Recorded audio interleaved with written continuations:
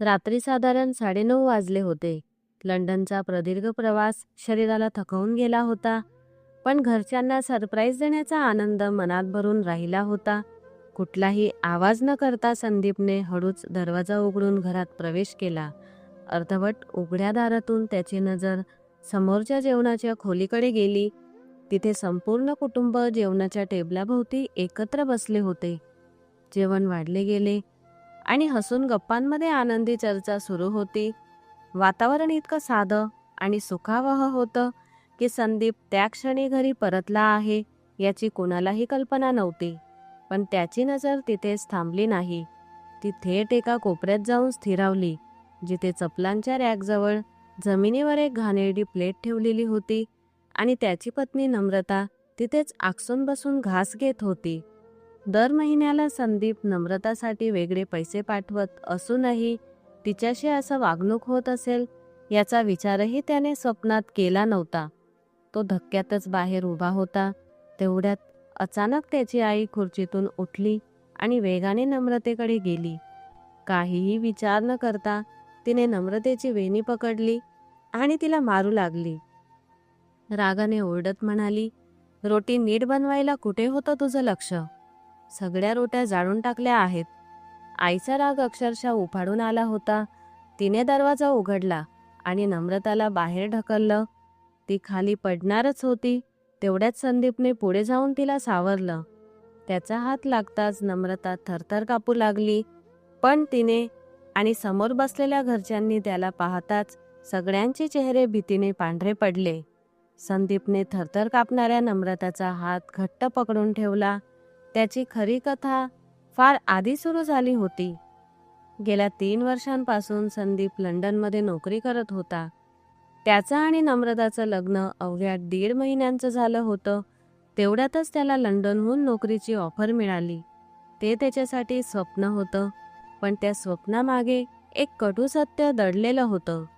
नम्रता त्याच्या वडिलांच्या जुन्या मित्राची मुलगी होती आणि आईला ती अजिबात पसंत नव्हती. कारण आईची इच्छा होती की संदीपचं लग्न अशा मुलीशी व्हावं जी जास्त हुंडा घेऊन येईल. पण वडिलांनी नम्रतेशीच त्याचं लग्न ठरवलं आणि तिच्या घरच्यांनी स्पष्ट सांगितलं की लंडनला जायचं असेल तर आधी लग्न करावं लागेल. सासरच्यांच्या ओळखीमुळे त्याला विजा मिळाला आणि आईने नाईलाजाने होकार दिला. पण तिचा तिरस्कार लग्नाच्या दिवशीही संदीपला जाणवत होता. तो लंडनला गेला. सुरुवातीचे दिवस फार कठीण होते. मन सतत घरात अडकलेलं असायचं. ड्युटी संपली की तो नम्रताला फोन करत असे, पण ती फार कमी बोलायची. ती म्हणायची, "सगळं ठीक आहे, फक्त डोकं दुखतंय." तो विचारायचा, "आई आणि निकिता नीट वागतात ना?" तेव्हा ती नजर खाली घालून म्हणायची, "हो, सगळं ठीक आहे." ती नेहमी फोन लवकर कट करायची. कधीकधी त्याला राग यायचा की तो इतका लांब असूनही तिच्याशी बोलायला तडफडतोय आणि तिला बोलायचीच इच्छा नाही. ती म्हणायची, "तुम्ही तुमच्या कामाकडे लक्ष द्या, मलाही घरचं काम असतं." त्याला वाटायचं कदाचित ती त्याच्यावर प्रेम करत नाही किंवा त्याच्या अनुपस्थितीत ती खुश आहे. त्याला काय माहीत होतं की त्या सगळ्यामागे भीती दडलेली आहे. 6 महिने निघून गेले. बॉसने सुट्टी दिली. त्याने आईला फोन करून सांगितलं की त्याला भारतात यायचं आहे. आई म्हणाली, "पैसे पाठव. निकिताचं लग्न करायचं आहे. तिकीटं महाग आहे. सुट्टी रद्द करून टाक." त्याने मनावर दगड ठेवून सुट्टी रद्द केली. काश त्यावेळीच गेलो असतो. तो ओव्हरटाईम करू लागला. जणू एखादं मशीनच बनला होता.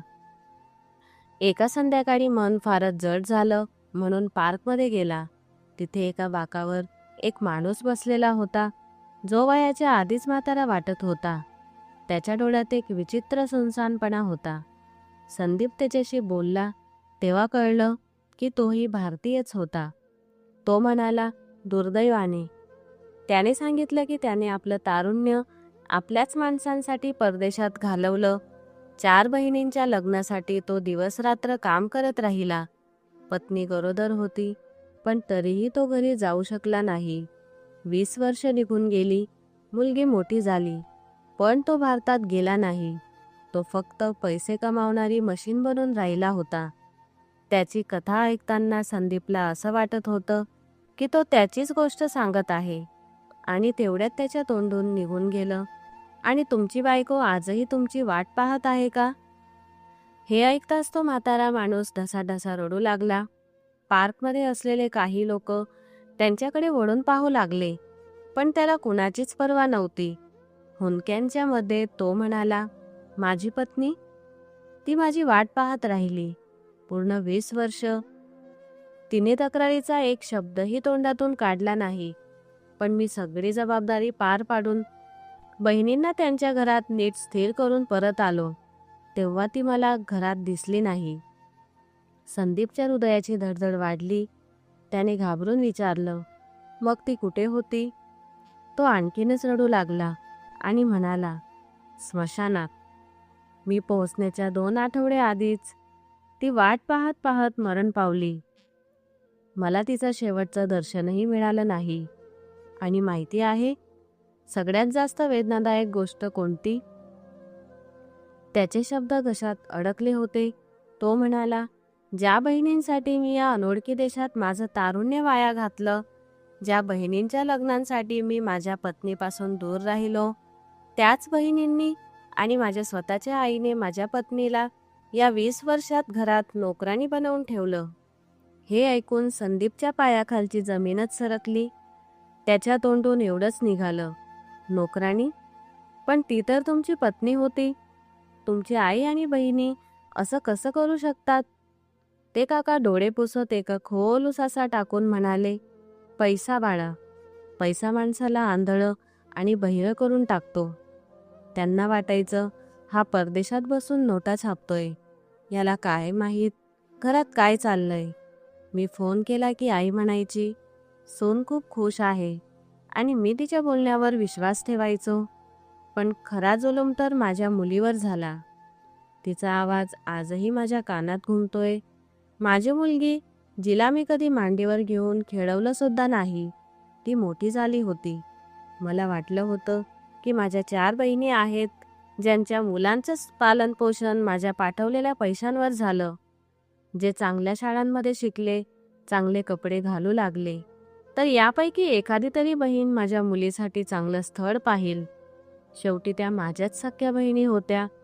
पण तो क्षणभर थांबला, जणू शब्द घशात अडकले होते. मग म्हणाला, मी परत गेलो तेव्हा माझी पत्नीही या जगात नव्हती. तेव्हा मुलीच्या लग्नाची गोष्ट काढली तर बहिणींनी साथ देण्याऐवजी तोंड फिरवलं. म्हणाल्या, भाऊ, तुमची मुलगी तर आयुष्यभर घरकाम करत राहिली आहे. तिचं रूपरंगही काही खास नाही, ना तिला दुनियादारी कळते, ना फॅशनची काही अक्कल आहे. आमच्या ओळखीपाळखीमध्ये तिचं लग्न आम्ही लावून देऊ शकत नाही. यात तर आमचीच बेआबरू होईल. हे त्या बहिणी बोलत होत्या, ज्या वर्षानुवर्ष त्याच्या पैशांवर जगत होत्या आणि आज त्याच्याच मुलीबद्दल वाईट बोलत होत्या. हे ऐकून त्याच्या अंगावर काटा उभा राहिला. त्याची कहाणी एखाद्या भयानक स्वप्नापेक्षा कमी नव्हती. तो म्हणाला, बाळा, माझ्या मुलीची अवस्था देखील एखाद्या नोकरानीसारखीच होती. बहिणींची मुलं जे कपडे घालत, तेच उतरंड कपडे माझ्या मुलीला घालायला दिले जात होते. ती अशक्त आणि असहाय्य मुलगी आपल्या आईचं दुःख आणि अशा बापाची असहाय्यता सहन करू शकली नाही. मी पत्नीच्या दुःखातून सावरतोय, तोच 6 महिन्यांच्या आत माझी मुलगीही हळूहळू घुसमटत मरण पावली. डॉक्टर म्हणाले तिला टीबी होता. शरीरात अन्न, पाणी आणि पोषणाची प्रचंड कमतरता होती. पण मला माहीत आहे, तिला अपत्यांच्या बेपर्वाईने आणि आपल्याच माणसांच्या त्रासाने मारलं. त्याने संदीपची मनगट घट्ट पकडली, जसा एखादा बुडणारा माणूस काडीसारख्या आधाराला धरतो. तो म्हणाला, परदेश म्हणजे विष आहे बाळा. ते माणसाला आतून हळूहळू खाऊन टाकतं. आपण इतरांच्या इच्छा पूर्ण करत करत स्वतः मृत्यूच्या उंबरठ्यावर येऊन पोहोचतो. आपली बायको आपली वाट पाहत पाहत या जगातून निघून जाते. माझ्याकडे आता पश्चातापाशिवाय काहीच उरलेलं नाही. ना पत्नी, ना मुलगी आणि ना त्या बहिणी. ज्यांच्यासाठी मी माझं संपूर्ण आयुष्य बलिदान केलं. म्हणूनच मी पुन्हा इथे परत आलोय, कारण तिकडे आता माझं कोणीच नाही.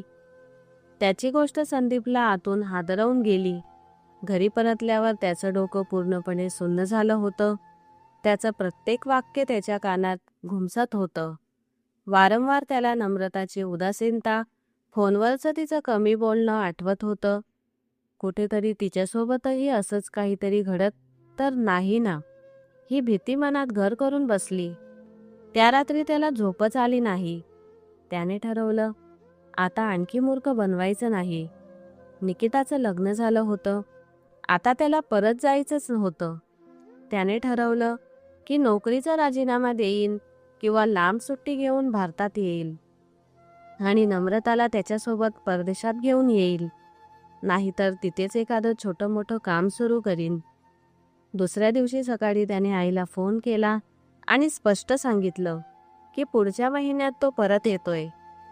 निकिताचं लग्न झालं आहे. आता त्याला माझं आयुष्यही बघायचं आहे. पलीकडे काही क्षण शांतता पसरली. आता मला माझं आयुष्यही बघायचं आहे. पलीकडे काही क्षण शांतता पसरली.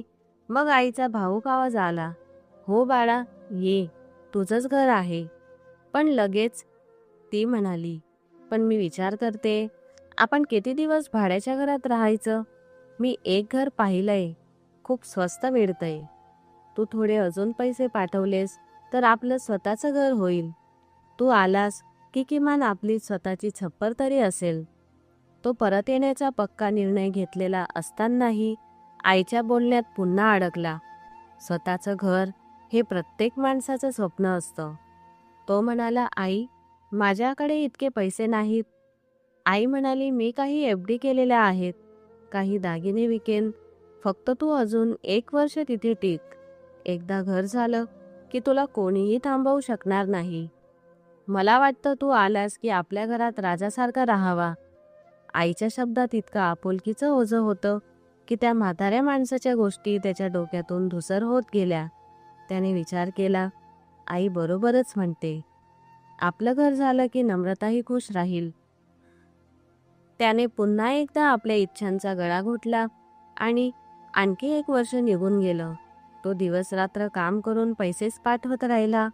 शेवटी आईने नव्या घराचा व्हिडिओ पाठवला. 2 मजली सुंदर घर. त्याचं मन समाधानाने भरून आलं की माझ्या मेहनतीला फळ मिळालं. पण जेव्हा कागदपत्रांची चर्चा झाली तेव्हा कळालं की घर आईने स्वतःच्या नावावर करून घेतलं आहे. त्याने विचारलं, आई, घर तर माझ्या पैशातून बांधलं आहे, मग तुमच्या नावावर का? आई हसत म्हणाली, अरे वेड्या, मी ते काय सोबत घेऊन जाणार आहे वर? ते तुझ्याच नावावर होईल. अशा छोट्या गोष्टीत अडकू नकोस. तोही विचार केला, आईच्या नावावरच आहे ना, काय फरक पडतो? त्याला काय माहीत होतं की हा डाव अजूनच घट्ट होत चाललाय. घर पूर्ण झालं होतं. आता त्याच्याकडे इतके पैसे जमा झाले होते की भारतात जाऊन एखादा छोटा मोठा व्यवसाय सुरू करता आला असता. पण परदेशातील एकटेपणाने त्याला पूर्णपणे मोडून काढलं होतं. त्याने ठरवलं, आता खूप झालं, त्याला परत जायचंच आहे.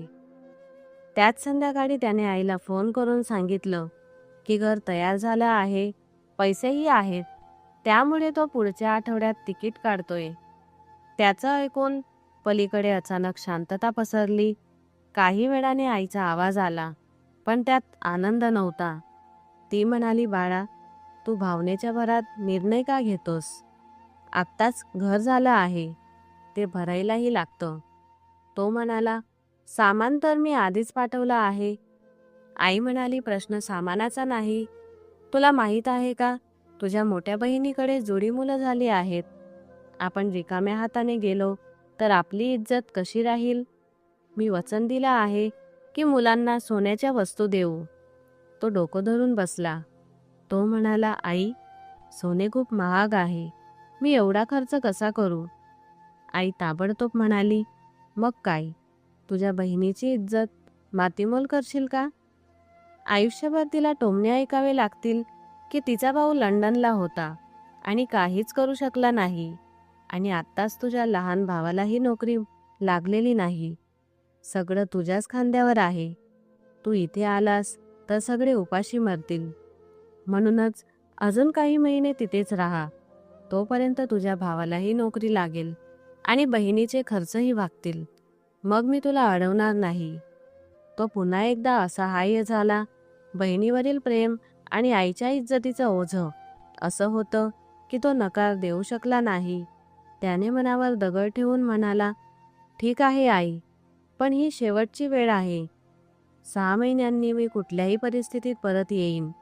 या काळात जेव्हा जेव्हा त्यांचे नम्रतेशी बोलणं होत होतं तेव्हा तिच्या चेहऱ्यावर एक विचित्र उदासी दिसू लागली. कधी काळी गुलाबासारखी फुललेली तिची रंगत आता पिवळी पडू लागली होती. व्हिडिओ कॉलवर तिच्या डोळ्यांखाली गडद काळी वर्तुळे स्पष्ट दिसू लागली होती. ती त्याच्याशी नजर मिळवत नव्हती. तो विचारायचा, नम्रता, तुझा रंग असा का बदलतोय? तू ठीक आहेस ना? ती हसण्याचा निष्फळ प्रयत्न करून म्हणायची, काही नाही, फक्त काही दिवसांपासून ताप होता आणि हवामानही बदलतंय. एक दिवस व्हिडिओ कॉलवर तिच्या भयानक खोकल्याचा आवाज ऐकून तो घाबरला. ती ओढणीने तोंड झाकून खोकत होती. त्याने विचारलं, डॉक्टरांकडे दाखवलंस का? ती पटकन म्हणाली, हो, गेले होते. औषध चालू आहेत. तुम्ही काळजी करू नका. आणि असं म्हणून तिने फोन ठेवला. त्याला वाटू लागलं होतं की ती खूपच थकली आहे आणि त्याच्याशी बोलण्याची ताकदही तिच्यात उरलेली नाही. वारंवार पार्कमधील त्या म्हाताऱ्या माणसाच्या गोष्टी त्याच्या डोक्यात घुमू लागल्या. नक्कीच त्याच्यापासून काहीतरी लपवलं जात होतं. नम्रता तर आधी तासनतास गप्पा मारायची, छोट्या छोट्या खोड्या काढायची, पण आता जणू तिच्याकडे त्याच्यासाठी शब्दच उरले नव्हते. ती फक्त त्याचं बोलणं ऐकायची आणि हो म्हणत फोन ठेवून द्यायची. तिच्या वागण्यात रुक्षतेपेक्षा जास्त भीती आणि असहायता दिसत होती. त्याचं मन सतत सांगत होतं की सगळं काही ठीक नाही. त्याने ठरवलं, आता काहीही झालं तरी तो वाट पाहणार नाही. कोणाला काहीही न सांगता त्याने भारताचं तिकीट काढलं. सगळ्यांना सरप्राईज देण्याचा आणि स्वतःच्या डोळ्यांनी सत्य पाहण्याचा त्याचा निर्धार होता. जाण्याच्या आदल्या दिवशी नेहमीप्रमाणे त्याने व्हिडिओ कॉल केला. निकिताच्या मुलांसाठी त्याने अजून काही पैसे पाठवले होते, म्हणून आई खूप खुश होती. तो म्हणाला, नम्रताशी बोलून द्या. फोनचा अँगल बदलला आणि त्याचं काळीज ठसकन धडकलं. नम्रताच्या डोक्यावर एक जुना ओढणीसारखा दुपट्टा होता आणि ती कॅमेऱ्यापासून नजर चुकवत होती. त्याने विचारलं, कशी आहेस? खरंच सगळं ठीक आहे ना? तिने कसाबसा नजर वर केली आणि अत्यंत थंड स्वरात म्हणाली, मी ठीक आहे, सगळं चांगलं आहे. तिच्या आवाजात कुठलाही भाव नव्हता, जणू पाठ केलेलं उत्तर. त्याने पाहिलं, ती वारंवार कॅमेऱ्याच्या बाजूला पाहत होती, जणू कोणी तिला इशारे करत होतं. त्याच्या मनात धोक्याची घंटा वाजू लागली. विचारलं, वेळेवर औषध घेत आहेस ना? तिने फक्त मान हलवली. तिच्या डोळ्यातील सुनसानपणाने त्याला लंडनमध्ये बसूनही अस्वस्थ केलं. फोन बंद होताच मनात अनामिक भीती भरून आली. पुढचे 24 तास त्याच्यासाठी एखाद्या कयामतीसारखे होते. प्रवास कधीच इतका लांब वाटला नव्हता. प्रत्येक क्षणागणिक अस्वस्थता वाढत चालली होती. अखेर तो लखनौ विमानतळावर पोहोचला. टॅक्सी घेतली आणि घराचा पत्ता सांगितला. तेच नवीन घर ज्याला पाहण्यासाठी तो आतुर झाला होता. रात्री साधारण 8:30 वाजता टॅक्सी घरासमोर थांबली. त्याने बॅग उचलून खाली तो उतरला. घर खूप देखणं होतं, ज्याच्या भिंतीत त्याची मेहनत भिनलेली होती. आतून हसण्या किदळण्याचे आवाज येत होते. तो बेल वाजणारच होता तेवढ्यात अचानक एक किंकाळी ऐकू आली. तो आईचा आवाज होता, पण त्यात माया नव्हे तर कहर भरलेला होता. ती ओरडत होती, कामचोर कुठली, तुझे हात तुटले आहेत का? सगळ्या रोट्या जाळून टाकल्या आहेत. त्याच्या कानात जणू शिसं ओतल्यासारखं झालं. त्यानंतर रडण्याचा आणि विनवण्याचा आवाज आला. ती नम्रता होती. ती म्हणत होती, आई, माफ करा, चूक झाली. पण आईचा राग आणखीनच वाढला. ती म्हणाली, तुझा बाप इथे खर्च पाठवतो का? तो थरथरला. त्याला कळून चुकलं की नम्रता फोनवर गप्प का राहायची. थरथरत्या हातांनी त्याने गेट ढकललं. ते उघडच होतं. तो हळूहळू आत गेला. लिव्हिंग रूमचं दृश्य पाहून त्याच्या पायाखालची जमीनच सरकली. डायनिंग टेबलवर विविध पदार्थ मांडलेले होते. भाऊ बहीण हसत जेवत होते आणि कोपऱ्यात चपलांच्या रॅकजवळ तुटलेल्या प्लेटसमोर जमिनीवर आकसून बसलेली होती त्याची नम्रता. ती घास उचलणारच होती तेवढ्यात आई खुर्चीतून उठली आणि विजेसारखी तिच्यावर झेपावली. तिची वेणी पकडून तिला झटके देऊ लागली. घास खाली पडला. नम्रता थरथर कापू लागली. आई ओरडत होती, पीठ फुकट येतं का? मग तिने दरवाजा उघडला आणि नम्रताला बाहेर ढकललं.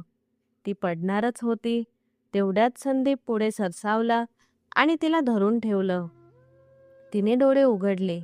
त्याला पाहिलं आणि तिच्या सुस्काऱ्या फुटल्या. घरातले सगळे त्याला पाहून दगडासारखे स्तब्ध झाले. आईचा उचललेला हात हवेतच थांबला. निकिताच्या हातातून प्लेट खाली पडली. त्याने नम्रताला सरळ केलं आणि तिचा हात घट्ट पकडला. आईच्या डोळ्यात डोळे घालून त्याने विचारलं, आई, हे सगळं काय चाललंय?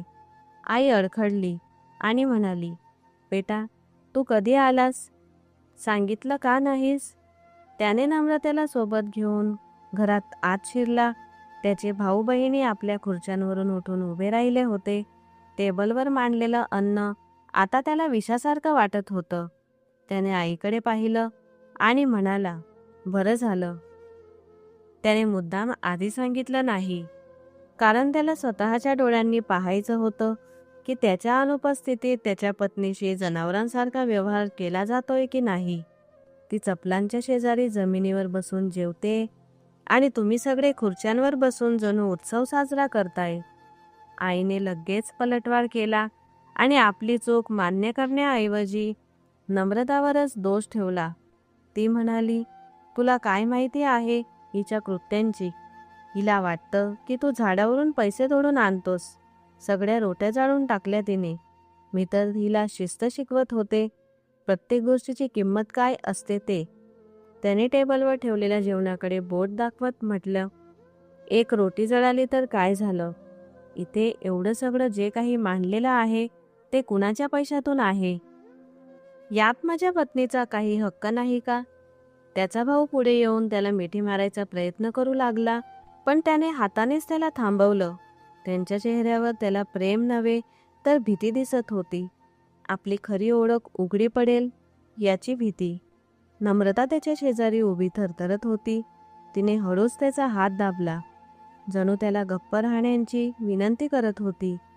त्याने आईला पुन्हा विचारलं, माझ्या बायकोची तुमच्या नजरेत इतकीच किंमत आहे का की तिने चपलांच्या शेजारी बसून जेवायचं? आई बेरुखीने म्हणाली, तेवढीच तिची लायकी आहे. कामचुकार आहे आणि दिवसभर तोंड पाडून फिरते. तू आत्ताच आलास. तुला माहीत नाही तिने माझं जगणं किती अवघड केलंय. तिच्या सुरातून स्पष्ट होत होतं की हा प्रश्न फक्त जळालेल्या रोटीचा नव्हता, तर वर्षानुवर्षांच्या देशाचा होता. रागाच्या भरात डायनिंग टेबलकडे मी गेलो आणि जोरात हात आपटला. ग्लास पडून फुटला आणि पूर्ण खोलीत शांतता पसरली. तो गरजून म्हणाला, मला हिशोब हवा आहे आई. गेली 4 वर्ष मी घर खर्चाव्यतिरिक्त दर महिन्याला वेगळे पैसे फक्त नम्रतासाठी पाठवत होतो. ते पैसे तुम्ही कधी तिला दिले का? सांगा. खोलीत गारठा पसरला. बहिणी एकमेकींकडे पाहू लागल्या. भाऊ नजर खाली घालून उभा राहिला. त्याने पुन्हा मोठ्या आवाजात विचारलं, माझ्या पत्नीला तिच्या वाट्याचे पैसे मिळाले की नाही? आईने भावनिक नाटक सुरू केलं आणि म्हणाली, तू माझ्याकडून हिशोब मागतोस? मी तुला लहानाचं मोठं केलं आणि आज तू एका परक्या मुलीसाठी माझ्यावर आरोप करतोस. तो शांत पण ठामपणे म्हणाला, हा आरोपांचा विषय नाही, अमानतीचा आहे. मी पैसे पाठवले होते कारण माझ्या पत्नीला कुणापुढे हात पसरावा लागू नये. पण तिची अवस्था पाहून वाटतंय की महिन्यांपासून तिने नवे कपडे घातलेले नाही. चपला तुटलेल्या आहेत आणि तुम्ही सगळे ऐशीत आहात. आई चिडून म्हणाली, घर खर्च, वीज बिल, नातेवाईकांची ये जा काही फुकट होते का? महागाई पाहिली आहेस का? तिच्या वाट्याचे पैसेही मी घराच्या प्रगतीसाठी वापरले. तिला 2 वेळची भाकर मिळते आणि डोक्यावर छप्पर आहे, तेवढं पुरेसं आहे. हे ऐकताच त्याचं रक्त खवळलं. तो म्हणाला, मग ती तुमच्या घरातली मोफत नोकराणी होती का, जिचं काम फक्त सेवा करणं आणि बदल्यात शिव्या खाणं? मी परदेशात स्वतःच्या हाडांची राख करत आहे आणि तुम्ही माझ्या पत्नीवर अत्याचार करत आहात. भाऊ मध्येच म्हणाला की तो आईशी उद्धटपणे बोलतोय. तेव्हा त्याने त्यालाच झापलं आणि म्हणाला, तुम्ही सगळेच समान गुन्हेगार आहात. सगळ्यांना माहीत होतं काय चाललंय, पण कुणीही मला काही सांगितलं नाही, कारण सत्य समोर आलं तर तुमची मौज मजा संपेल याची भीती होती.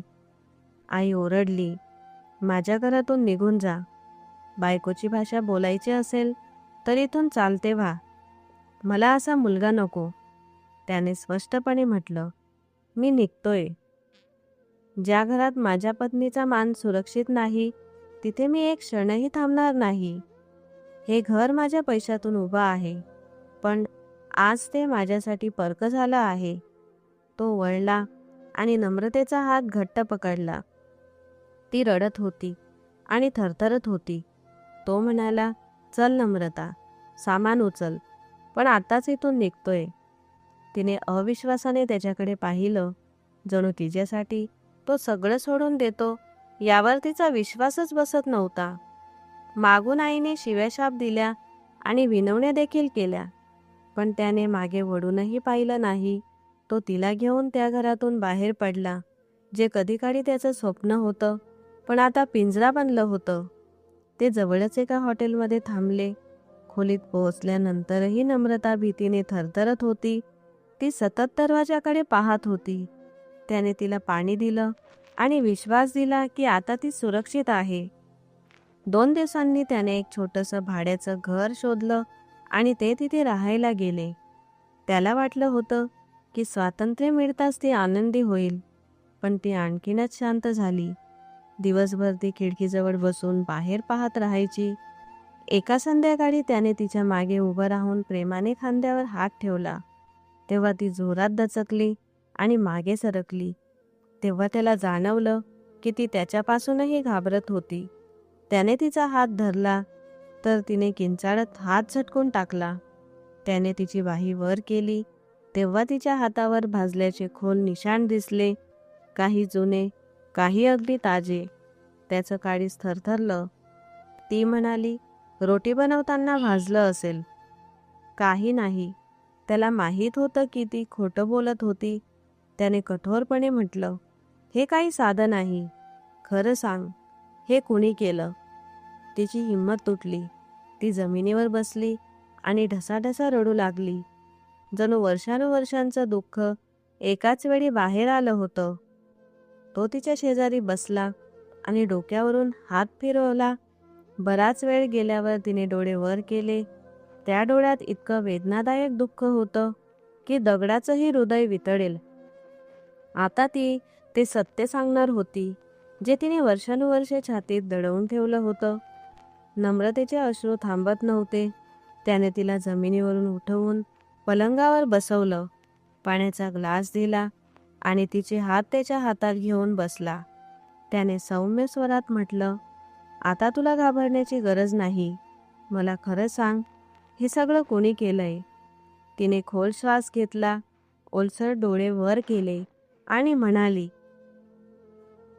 हे सगळं तुमच्या आईने केलं आहे. हे भाजल्याचे निशाण अपघाताचे नाहीत, तर त्यांच्या देशाच्या खुणा आहेत. त्या माझं तुमच्याशी लग्न होऊ इच्छित नाही. त्यांची इच्छा कुठेतरी वेगळीच होती, पण तुमचं लंडनला जाणं आणि परिस्थितीच्या दबावामुळे त्यांना गप्प बसावं लागलं. आणि त्याची शिक्षा त्या मला रोज देत राहिल्या. त्या मला म्हणायच्या की तू अपशकुनी आहेस आणि जबरदस्तीने माझ्या मुलाच्या गळ्यात पडली आहेस.